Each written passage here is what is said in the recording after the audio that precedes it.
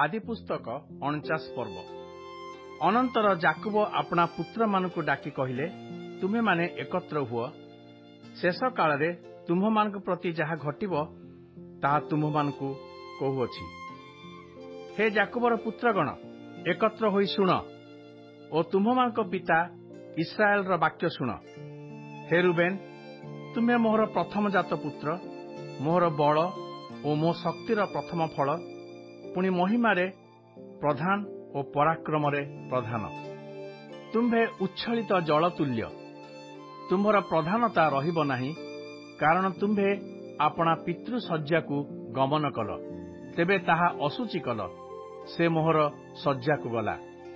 Simian ओ levy दुई सहोदर, सेमानकर खड्ग दौरात्म्यर अस्त्र।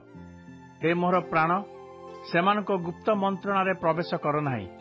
हे मोहर गौरव, तुम्हे सेमानक सभारे मिलित हुओ नाही, कारण सेमाने क्रोधरे नरहत्या कले ओ स्वेच्छाचारितारे राजहत्या कले। सेमानक क्रोध अभिशप्त हेउ, कारण ताहा प्रचंड थिला, सेमानकर कोप अभिशप्त हेउ, कारण ताहा निष्ठुर थिला। मु जाकुब मध्यरे सेमानकु विभाग करिबि ओ इस्राएल मध्यरे छिन्न भिन्न करिबि। हे जिहुदा, तुम्हर भाई माने तुम्हकु प्रशंसा करिवे, तुम्हर हस्त तुम्ह शत्रुगणर राजा उपरे रहिब, तुम्हर पितृ संतान माने तुम्हकु प्रणाम करिवे। जिहुदा सिंह शावक, हे पुत्र, तुम्हे मृग विदारणरू उठी आसिल, से नई पड़िला, से सिंह ओ सिंहर न्याय शयन कला, किए ताहाकु उठाइब? शिलोर शांतिकर्तांकर आगमन पर्यंत जिहुदा ठारू राजदंड ओ ताहार चरणद्वय मध्यरू विचारकर्तार जष्टि जीव नाही। ताहांक निकटरे लोकमाने अधीनता स्वीकार करिवे। से द्राक्षालता निकटरे आपणा बाछराकू ओ उत्तम द्राक्षालता निकटरे आपणा गर्दभ शावकକୁ बांधिब।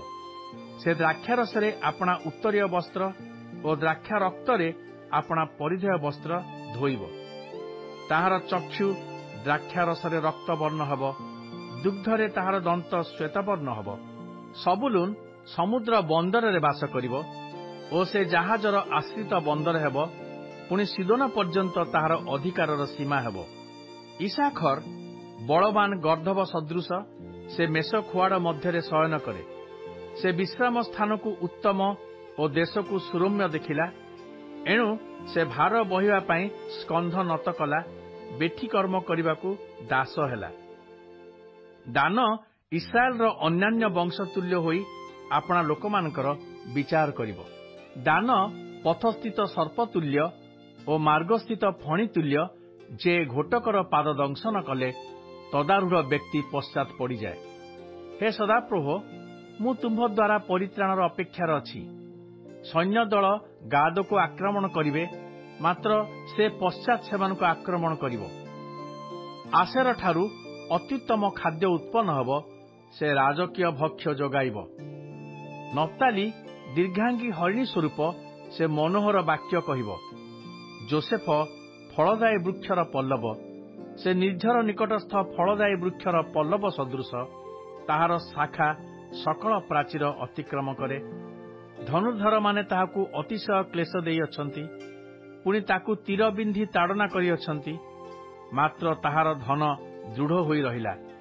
पुणी जे जाकुबर बलदाता, तहि सकाशु इस्राएल पालक और शैल बोली विख्यात, अर्थात पैतृक परमेश्वर, जे तुम्भर उपकार करिवे और सर्वशक्तिमान, जे उपरिस्थ आकाशरू मंगल, अधस्थान विस्तीर्ण बारिधिरू मंगल, स्तन और गर्भरू मंगल देई तुमको आशीर्वाद करिवे, ताहांको द्वारा ताहार हस्तर बाहु बलवान हेला।